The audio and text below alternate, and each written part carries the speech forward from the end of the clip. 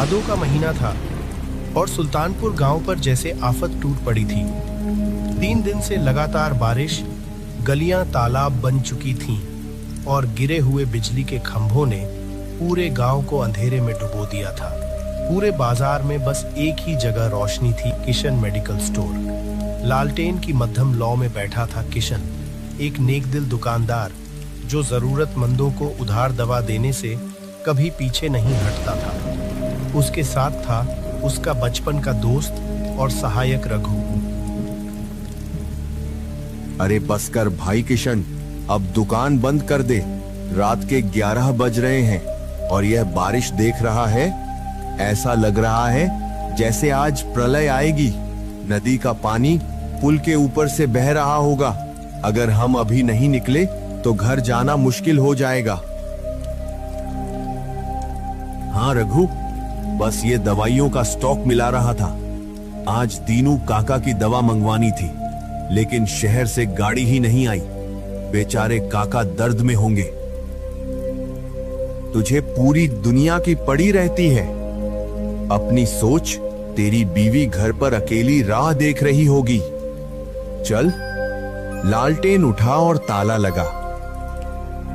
किशन और रघु ने जैसे ही दुकान का शटर गिराकर ताला लगाया, वैसे ही अंधेरे में किसी के दौड़ते हुए कदमों की आवाज सुनाई दी। छप छप छप।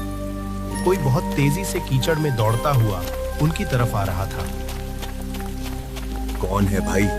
इतनी रात को कौन दौड़ रहा है? बाबूजी, बाबूजी दुकान मत बंद करो। मेरे बच्चे को बचा लो बाबूजी, वो मर जाएगा। अरे भाई संभलो, क्या हुआ? कौन मर जाएगा? उठो, पानी पियो पहले। पानी नहीं चाहिए बाबूजी, दवा चाहिए। मेरा बेटा मुन्ना, उसे बहुत तेज बुखार है। उसका शरीर आग की तरह तप रहा है। वो सांस नहीं ले पा रहा। अगर उसे अभी दवा नहीं मिली तो मैं लुट जाऊंगा बाबूजी। मेरा वंश खत्म हो जाएगा। अरे काका, इतनी रात को, और तुम हो कौन? मैंने तुम्हें पहले कभी इस गांव में नहीं देखा। और सरकारी अस्पताल क्यों नहीं ले गए? अस्पताल बहुत दूर है भैया, और बीच में नदी उफान पर है। कोई रास्ता नहीं बचा। वैद्य जी ने कहा था कि सिर्फ शहर वाली नीली शीशी दवा ही उसे बचा सकती है। लोगों ने कहा किशन बाबू की दुकान पर सब मिलता है। बाबूजी, मेरे पास ज्यादा पैसे नहीं है, लेकिन मैं आपकी जिंदगी भर गुलामी करूंगा। बस एक शीशी दे दो। किशन ने उस आदमी की आंखों में देखा। उसे वहां झूठ नहीं, बल्कि एक पिता की लाचारी दिखाई दी। किशन को अपना वो दिन याद आ गया जब पैसे न होने की वजह से उसके पिता का इलाज नहीं हो पाया था। रघु, ताला खोल। पागल हो गया है क्या किशन? इतनी रात को हम स्टॉक में से वो दवा कैसे ढूंढेंगे? और ये आदमी, मुझे ये ठीक नहीं लग रहा। देख, इसके पैरों में चप्पल तक नहीं है। ताला खोल रघु। अगर आज दवा के बिना इसका बच्चा मर गया तो मैं खुद को माफ नहीं कर पाऊंगा। नियम कायदे इंसान के लिए होते हैं, इंसानियत के लिए नहीं। रघु ने बेमन से ताला खोला। किशन अंदर गया और काफी देर ढूंढने के बाद उसे वो बुखार की खास दवा मिल गई। उसने साथ में एक सिरिंज और कुछ गोलियां भी बांध दी। ये लो काका, इसे अभी आधा पिला देना और बाकी सुबह।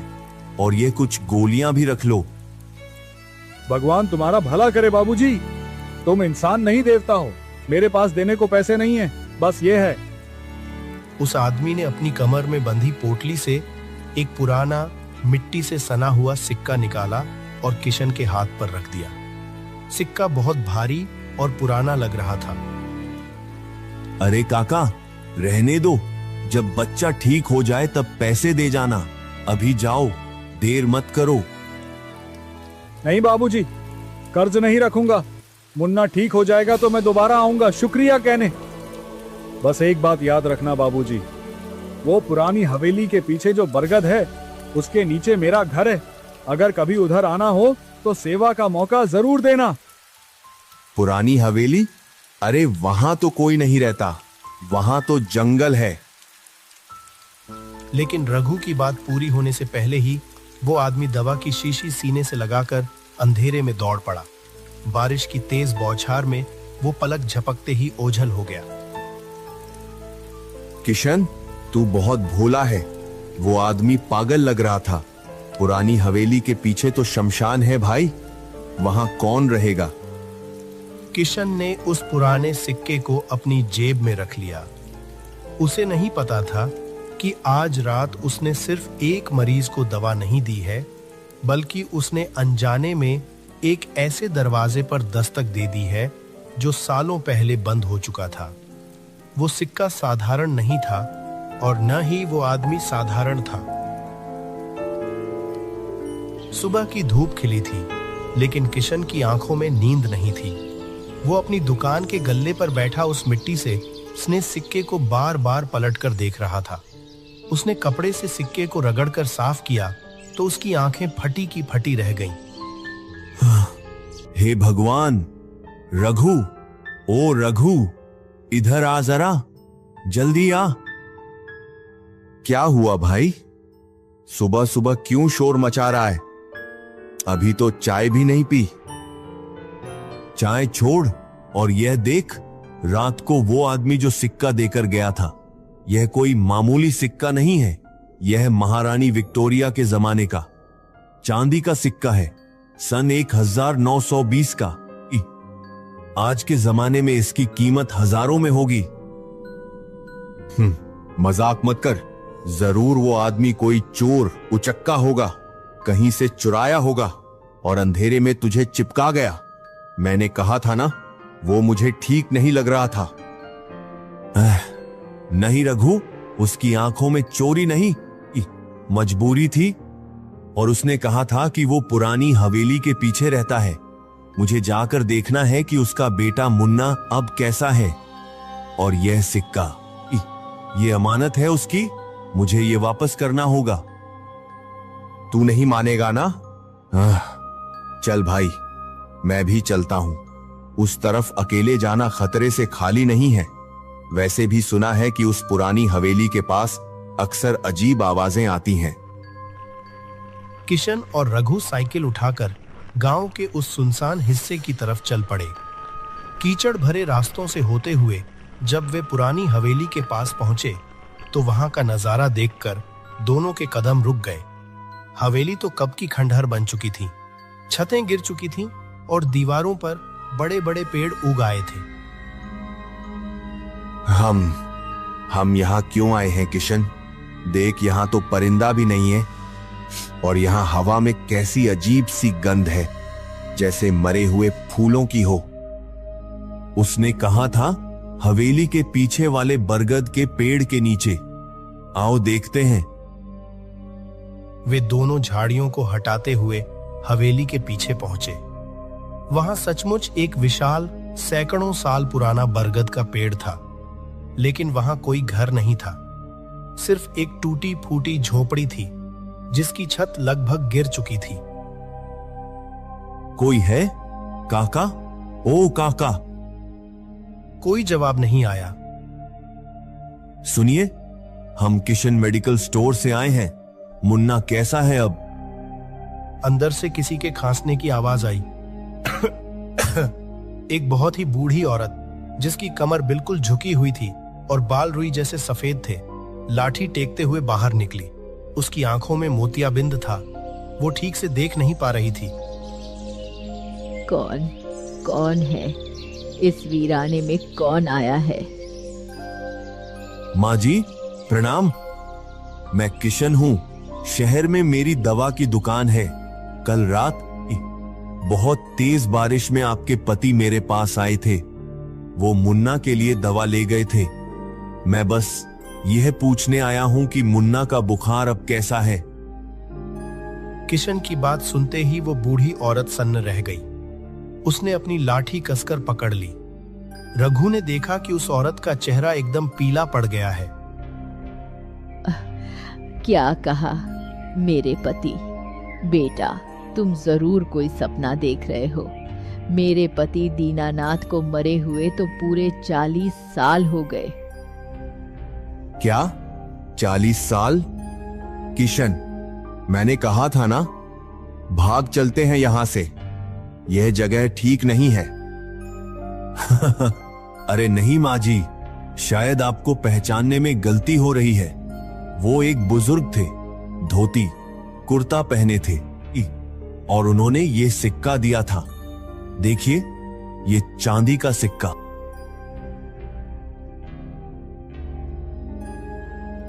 किशन ने वो सिक्का बूढ़ी औरत के हाथ में रखा। सिक्का छूते ही वो औरत फूट फूट कर रोने लगी। ये सिक्का, ये तो दीनानाथ जी का ही है। ये हमारी शादी की निशानी थी। जिस रात वो मरे थे, वो यही सिक्का लेकर शहर दवा लेने गए थे। उस रात भी ऐसी ही तूफानी बारिश थी। दवा लेने? किसके लिए? हमारे बेटे मुन्ना के लिए। उसे निमोनिया हो गया था। दीनानाथ जी गए, लेकिन नदी में बाढ़ आ गई थी। वो कभी नहीं लौटे। उनकी लाश भी नहीं मिली और दवा न मिलने से मेरा मुन्ना भी। क्या मुन्ना भी मर गया? नहीं, मुन्ना नहीं मरा। मुन्ना उस रात बहुत तड़पा, लेकिन सुबह होते होते उसका बुखार अपने आप उतर गया। वो बच गया। आज वो शहर में बड़ा अफसर है। पर तुम यह कैसी बातें कर रहे हो बेटा? माँ जी, अगर मुन्ना शहर में है तो अंदर कौन है? मैंने अभी किसी के खांसने की आवाज सुनी थी। अंदर? अंदर तो कोई नहीं है बेटा। मैं यहाँ अकेली रहती हूँ। रुको, मैं दिखाती हूँ। बूढ़ी औरत ने झोपड़ी का दरवाजा पूरा खोल दिया। अंदर का नजारा देखकर किशन और रघु के पैरों तले जमीन खिसक गई। लेकिन खाट के सिरहाने एक छोटी मेज पर वही नीली दवा की शीशी रखी हुई थी जो किशन ने कल रात उस आदमी को दी थी। और शीशी अभी भी सील पैक नहीं थी। उसका ढक्कन खुला हुआ था और दवाई आधी खत्म थी। किशन, वो देख, दवा की शीशी और वहां जमीन पर देख। रघु ने कांपती उंगली से जमीन की तरफ इशारा किया। वहां कीचड़ सने नंगे पैरों के निशान थे जो दरवाजे से शुरू होकर सीधे उस खाट तक जा रहे थे और फिर वहीं गायब हो गए थे। यह कैसे मुमकिन है? अगर वो 40 साल पहले मर चुके थे तो कल रात मेरी दुकान पर कौन आया था और यह दवा यहां कैसे पहुंची? ये दवा, ये तो मैंने नहीं मंगवाई। लेकिन इस कमरे में आज दीनानाथ जी की पसंदीदा तंबाकू की महक आ रही है। माँ जी, क्या आपके पास मुन्ना के बचपन की कोई तस्वीर है? हाँ, संदूक में है।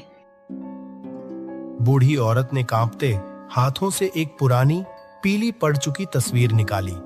तस्वीर में एक आदमी अपनी गोद में एक बीमार बच्चे को लिए बैठा था। किशन ने तस्वीर देखी और उसके रोंगटे खड़े हो गए। तस्वीर में जो आदमी था वो हूबहू वही था जो कल रात बारिश में भीगता हुआ उसकी दुकान पर आया था। वही धोती, वही कुर्ता और वही लाचारी भरी आंखें। हे ईश्वर, मतलब कल रात मैंने एक रूह से बात की थी, उसने 40 साल बाद अपना वादा पूरा किया। लेकिन किशन, अगर मुन्ना शहर में है और ठीक है तो यह दवा किसने पी? शीशी तो आधी खाली है। यही वो सवाल था जिसका जवाब किसी के पास नहीं था। दवा की शीशी यहां थी, लेकिन पीने वाला कौन था? क्या 40 साल पहले का वो बीमार वक्त कल रात दोबारा दोहराया गया था, या फिर कुछ और ही रहस्य था जो उस बरगद के पेड़ में छिपा था? दीनानाथ। बरगद के पेड़ के नीचे से आई उस जोरदार आवाज थुड ने सबको चौंका दिया था। बूढ़ी माँ, किशन और रघु तीनों के दिल की धड़कन रुक सी गई थी। रघु तो डर के मारे किशन के पीछे छिप गया था। किशन, वहां मत जा भाई, पक्का वो दीनानाथ का भूत है, वो हमें नहीं छोड़ेगा।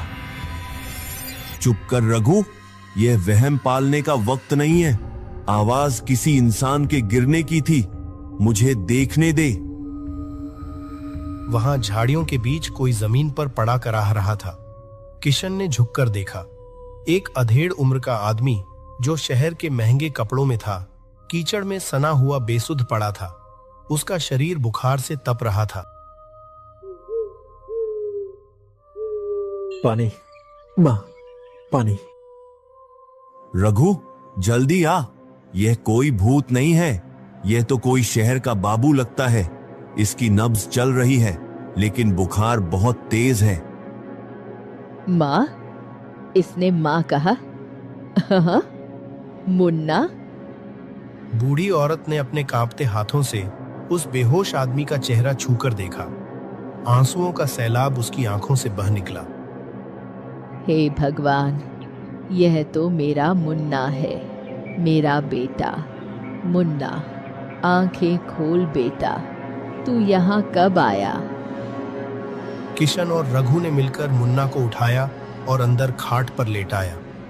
किशन ने तुरंत अपनी जेब से पानी की बोतल निकालकर उसके मुंह से लगाई। थोड़ा पानी पीते ही मुन्ना ने धीरे धीरे आंखें खोली। मां, तुम? मैं कहाँ हूं? तू अपने घर में है बेटा, लेकिन तू यहाँ कैसे? तू तो शहर में था ना? मां, मुझे तुम्हारी बहुत याद आ रही थी। मैंने सोचा तुम्हें सरप्राइज दूंगा। कल शाम को ही मैं अपनी कार से गांव के लिए निकला था, लेकिन पुल के पास मेरी गाड़ी खराब हो गई। बारिश बहुत तेज थी। मैं पैदल ही शॉर्टकट से जंगल के रास्ते घर आ रहा था।